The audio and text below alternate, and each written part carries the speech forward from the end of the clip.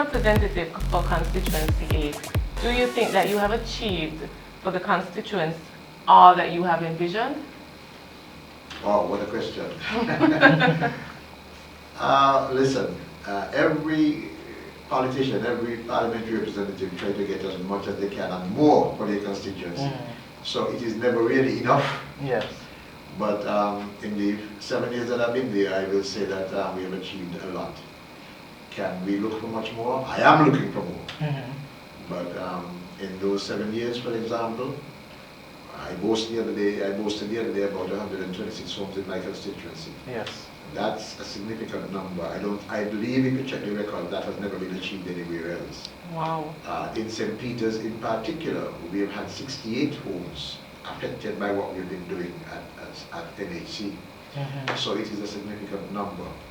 I have been able to do work on all those playing fields for all those young people. I mean, even naming, for example, the one in St. Peter's after the great Atiba Harris. Yes. In Keon, we've had lighting facilities. You could play sports in the night. Keon is now available. In fact, we've had football played out there in the night, and it's one of the achievements that I have to highlight, because the truth is, the only other place in the country before Keon, and I think Sandy Point and now Tawanna got lighting, was really Bastia. And that Bastia lighting project in the park was done under the People's Action Movement. Right? Yes. It was the first time that you played football under lights, and that was because of what was happening under the People's Action Movement. So yes, I've been able to achieve much, and maybe go on. People in education, I have people over in Taiwan who are studying right now. That has been one of the highlights. I know a young lady who's there from Connery. There's a young man from Keon over there who's now doing something in mechanical engineering. So getting young people educated and taking advantage of scholarship programs is one of the things that I've been able to get done. I mean, we could go on and on and on and on. Apart from that, the roads, we've straightened out the bridge towards Keon, with the gut side, which had all of this damaging water, stagnating, breeding mosquitoes. People don't understand how dangerous it is for us to have stagnant water, breeding mosquitoes. All around the country, people throw their white goods and little bits of water and breed mosquitoes. And people must understand that mosquitoes, and this is what, if anybody takes away the message from this one, take away this message. Stagnant water breeds mosquitoes. Mosquitoes can spread diseases. You have the Aedes aegypti mosquito that can spread it. Dengue, chikungunya, Zika. Lucky for us in St. Kitts, we only had one case of Zika, whereas in Brazil you had quite a few. And Zika, young woman, you must take away this message. If you have stagnant water and you get mosquitoes and you get Zika, the likelihood of you being able to give birth to a child with a small head you call microcephaly is present. So you have to be careful when around your home you have things with stagnant water. It's about your own health. So if you take away nothing else, look after your own health, making sure you don't have stagnant water. So all these old fridge and what you throw around, this okay, thing, don't do it.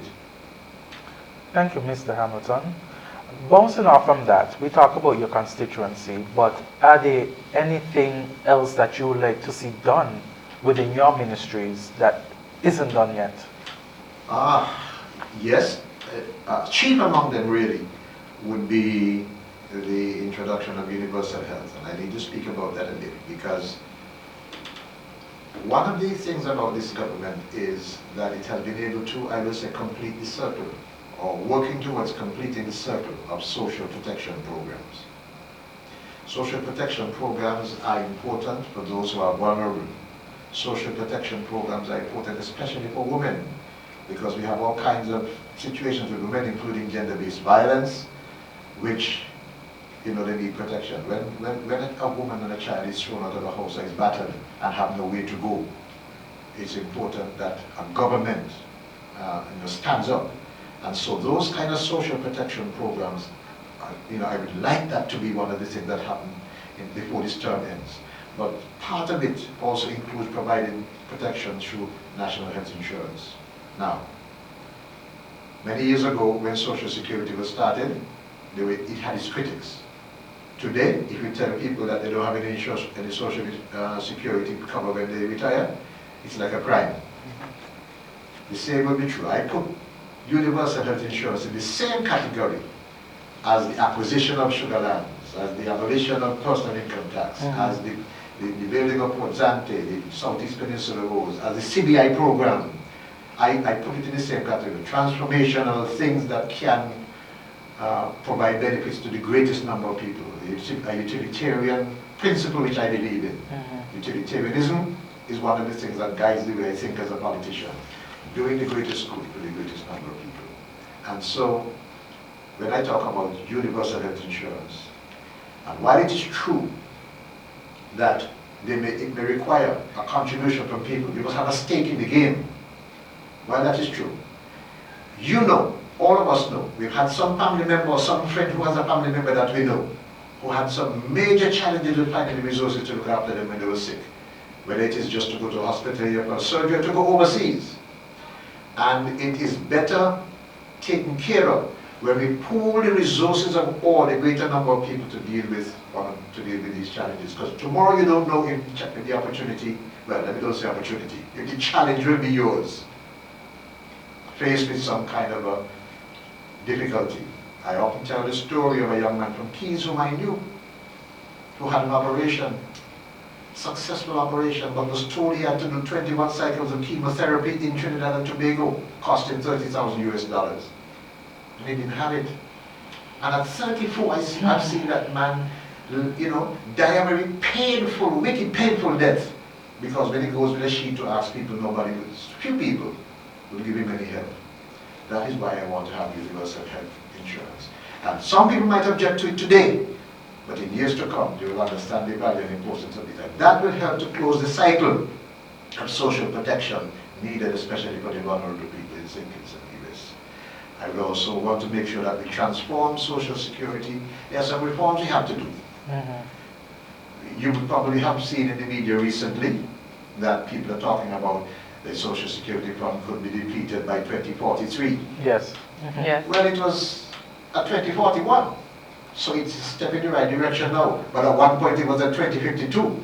And in 2005 it came down to 2041. What happened there? I have not gone back to look at it, but why did it decline from 2052 to 2041? We have to get back to 2052 and beyond.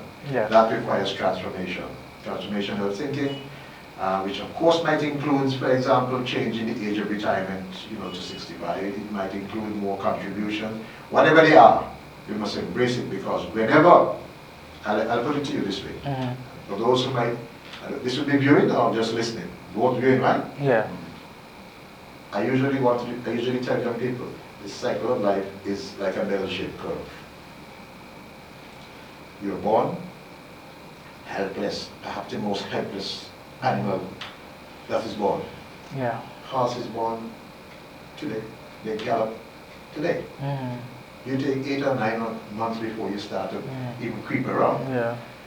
And then you get so obstinate as a little child, and then you get so from obstinate to rude sometimes. Then you get from rude to strong and powerful. Yeah. And you feel that nobody can do anything.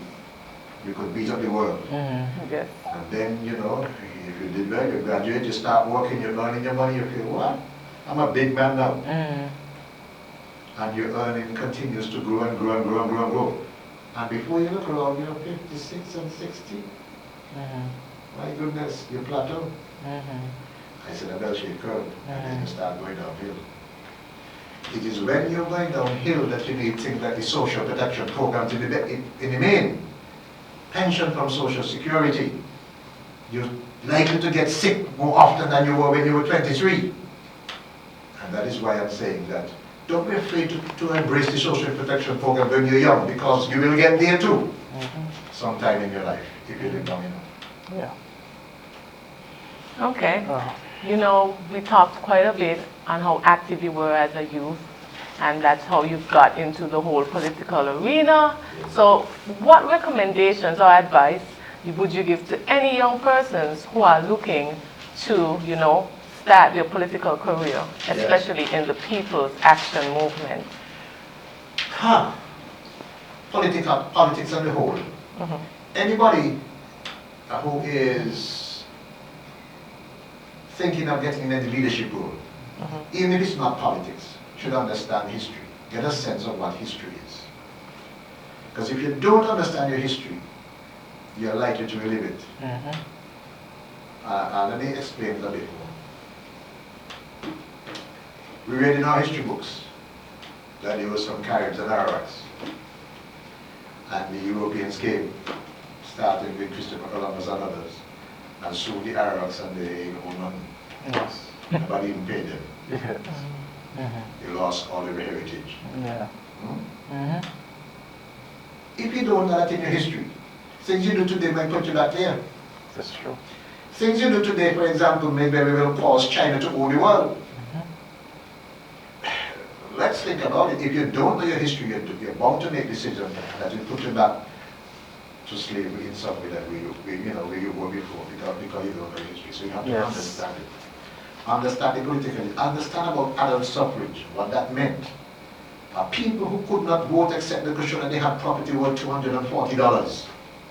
Understand the history. Because if you understand the history, as a leader and as a politician, it helps to shape your decision making going into the future. Right? Then of course, you should understand what drives politics. It's not so predominant now, as I mentioned earlier about, like left and right and so on.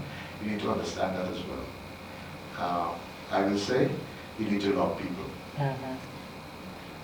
Definitely. Don't pretend to love.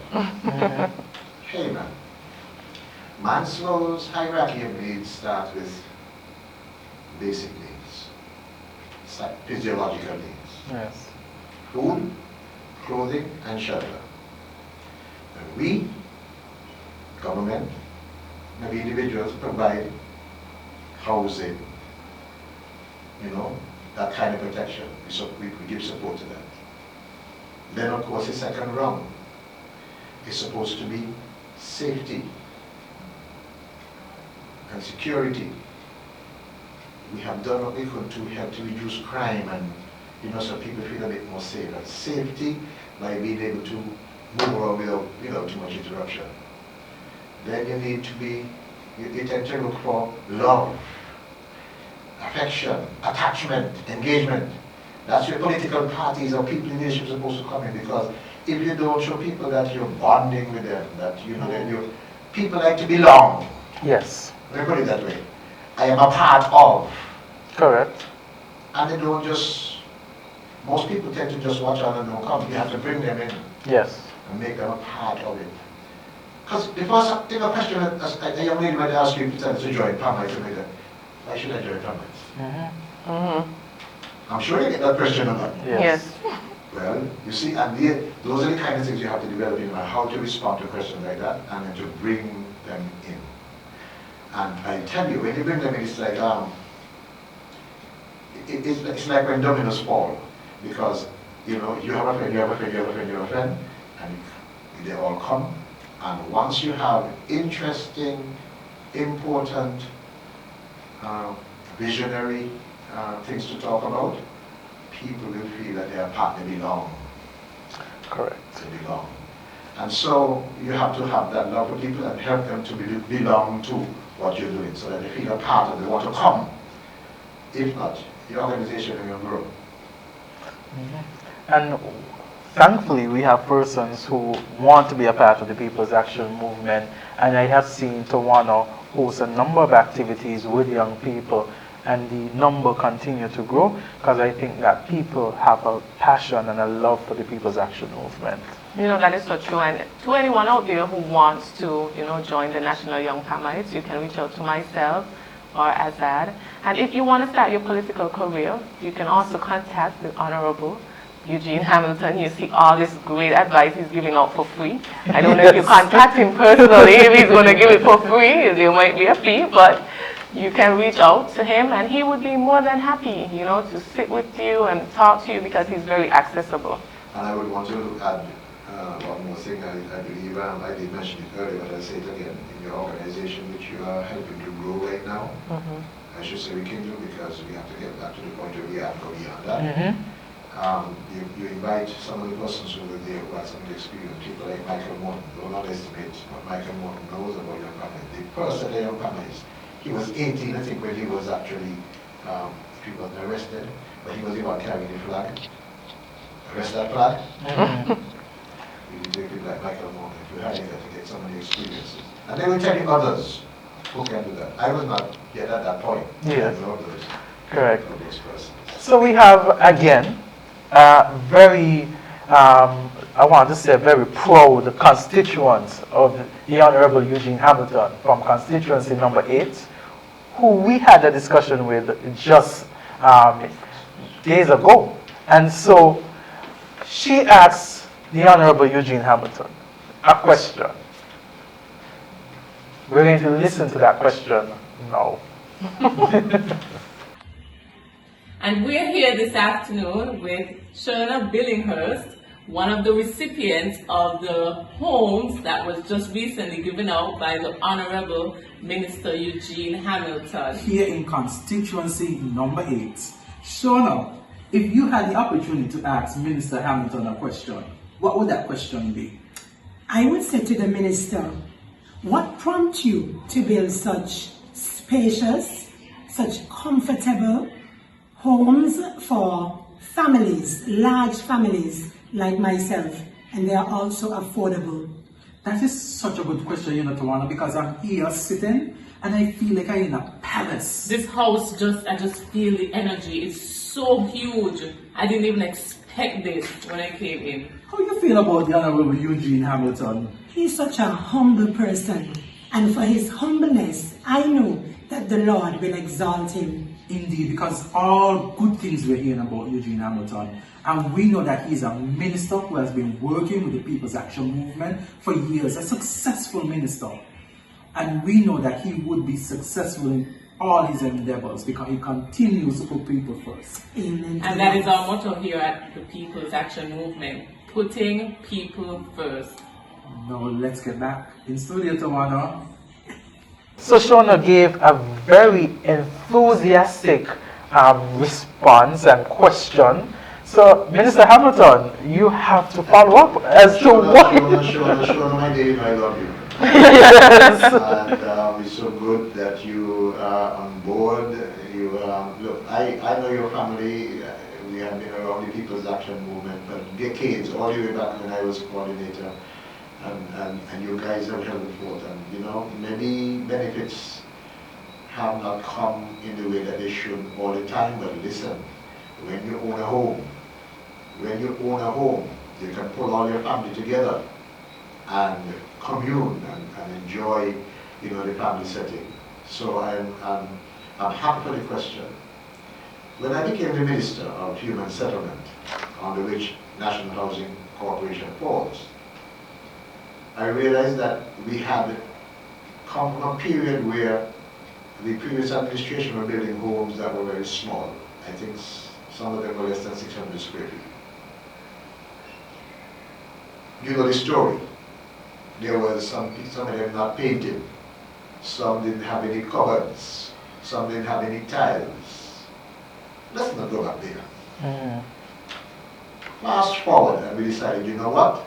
Never will anybody have to walk into a home and have to spend money to do some of those important things that they need in a home, like building cupboards and putting in tiles.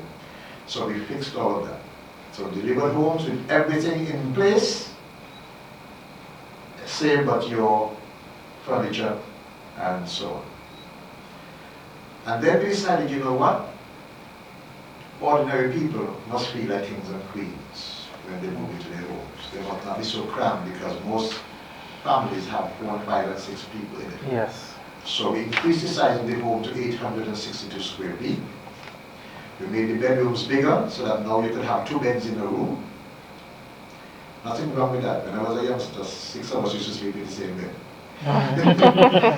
But of course, we made the rooms bigger and we provided all of the amenities there so that you could have your bath, but then we determined that there was another leg up that we probably need to lift that leg up.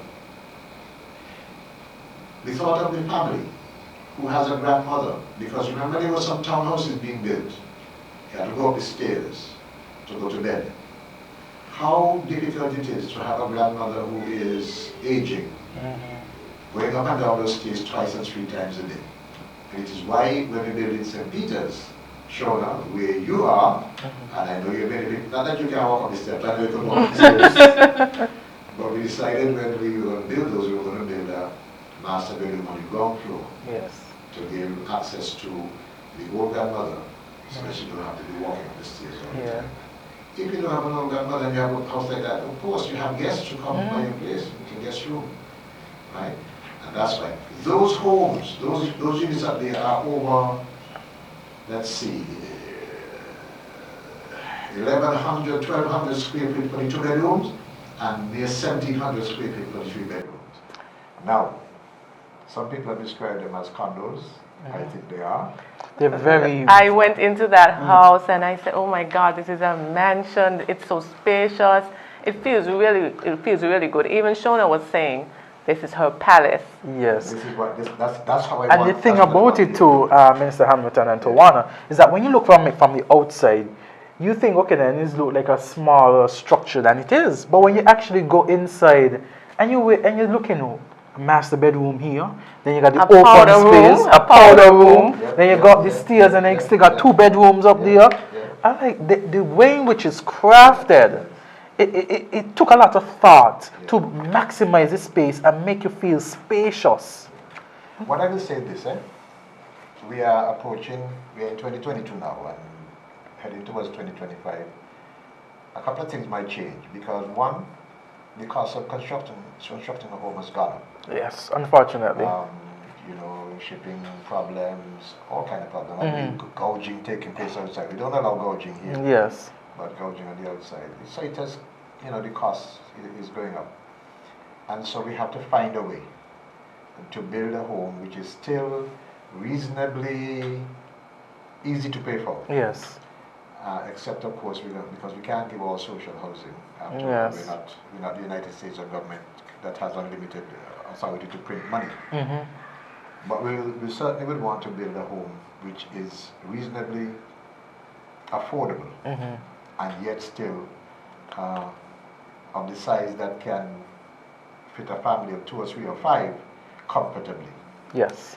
I'm working on, as I said over by the event on Friday, that I'm working on something which is still a secret, so I'm not letting out my secret. But I know once it comes from you and looking at those houses that's there under your view, I know it's a good secret. We know what to expect. I hint and tell you, if it works, if what I'm working on works, housing will not be a problem for the next 2 or so decades. Wow. Wow. Amazing. And that's from the Honorable Eugene Hamilton, Member of Parliament for Constituency number 8 and a PAM Minister. Yes. And you know, the People's Action Movement has a proud record. Yes. We have done it in the past. Listen, if you think about it, the People's Action Movement is the party that has been the uniter. We united with NRP back in the 80s. We rescued the country from fragmentation because there was a constitution that allowed for the divisions to go to independence within 18 months of us taking independence. And they would have gone because, you know, they had a one-word manifesto. Yes. Right? We rescued the country, brought our people, Nevis and St. Kitts, closer together. My grandmother and grandfather from Nevis, you know, and my first aunt, born in Nevis, they moved to St. Kitts and then the others were born here. So we actually saved this nation state of St. Kitts, Nevis. And you will not, let me tell you something. When we became government in 1980, Nevis Airport, they had no lights, you know. One of the first things that happened under the government was to put lights on the Nevis Airport to allow, if something happened to somebody in Nevis, they could be flown to JNF Hospital down here tonight. Yes. That's how backward Nevis was at the time. But we changed that. People don't even know that during the 70s, 60s, 70s, when Nevisians had no water, We mounted water on a boat called Kenyo here in St. Kitts and took it to Nevis to give people Nevis water. That's how bad things Wow. were. Sorry.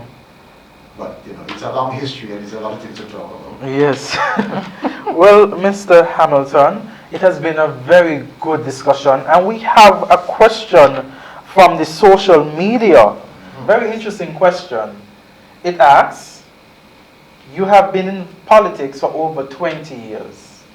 At that time, I would suspect you have not seen anything like the pandemic we face in 2020. How were you able to successfully deliver to the people of your constituency during this difficult period? Do you want me to read it again? No, that's fine. I want to thank those in the media for paying attention to this program, getting it tuned with what the People's Action Movement is doing, and of course being so engaged and engaging. I would say that the one thing about the question is it says 20 years. I've been running for about 20 years, that's true. But I've been involved in the politics from all the way back in, at least more so vigorously, yes, from 1979. True. And I would want to think that between myself and a young friend of mine at the time by the name of Leonard Sliber, who marshaled forces in 1980 to make sure that PAM had a victory in Constituency. And in 1984, with the change of all of those young people who were able to vote, we then, let me don't use language like that, we annihilated the opposition. I was going to say ruined, but we annihilated the opposition in 84 and 89. And so I've been involved for quite a long time. But in the last 2 years or so, 2 or 3 years, the experience that we have had as a result of the COVID-19, I cannot think of another period that we've had like that in our history. And the more I read, the more I realize that it happened 100 years ago.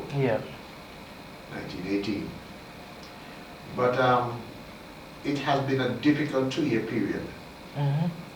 It has been difficult not only for those who are depending on us as politicians, but it has been difficult for us as politicians as well. After all, we have to protect our own selves and at the same time respond to the needs of the constituents. It has had a significant impact on homes. And one of the things that has told me, that has shown me that it has a significant adverse impact is the number of domestic violence that rose its head, and it has raised so high in 2020 and 2021. And more than 70% of that was against women. So it has had a significant adverse impact on the social life of many persons. And so during that period, we tried to keep people safe. Hopefully we have. I believe that we have succeeded in large measure when compared to some other countries around the world. And so I am proud of those, the way we conducted ourselves in 2 years. Delivering services was not so easy, but during the period we were able to at least cook food for ourselves and gave a hot meal to many homes. We were able to give baskets to thousands of persons in my own constituency. In the ministry itself, we were able to give out food vouchers. I remember at one point Social Security giving out food vouchers to many persons who were in quarantine through the Ministry of Social Services. We have done that. We have, as a government, we actually created an opportunity for those who were not working to get $1,000 a month for April, May and June of 2020 and again in September of 2020. So for 4 months, and earlier last year, the Ministry of Finance itself did some more of that, delivering to persons who were a bit stressed financially in their homes. And so, apart from the fact that we have to protect ourselves, we have done collectively for the entire, you heard me say earlier that one of the principles that guides, not always, but most of how I think is about using a utilitarian principle, which is you're doing the greatest good to the greatest number of people. And that is the approach we took. doing the greatest good for the greatest number of people. And even though they are critics who talk about whether you should use this money for that or the other, the whole point is, it is better to have our people safe and not hungry and not doing criminal things to be able to feed themselves, Yes. than to talk about you having money put aside and can't, you know, and be an interest. Exactly. Because there are different costs. And so I am proud that we did that in those 2 years. I hope that we have now turned all of the corners and that we won't have a repeat of anything like what we had in the last 2 years. I trust that persons will understand that the government has done it better. And the way we came out of COVID, roaring with the distribution of homes in St. Peter's, roaring with the distribution of homes in Banchal the other day, and next month going to constituency number 4 to give out home. The way we came out roaring demonstrates that your government has been at work, at full time on the job, not sleeping, not wasting time, but working. And so I'm proud of being part of the government and delivering to the people of St. Kitts and Nevis, and I look forward to the next 3 or 4 years while this government continues to be able to satisfy the needs of all the people, but especially young people. Yes. Because the young people are the future of this nation. We've had such a beautiful program here this evening, Tawanna. And I just want to thank you, Honorable Minister, for taking the time out to speak with us about you keeping the promise in constituency number 8. We recognize that the convention of the People's Action Movement is coming up on March 13th, and the theme, keeping the promise. And that is what we want to keep. We want to keep the promise. And we want to show that the People's Action Movement is here. And here to stay. Always. So join us as we continue the Facebook Live series with another guest in studio shortly.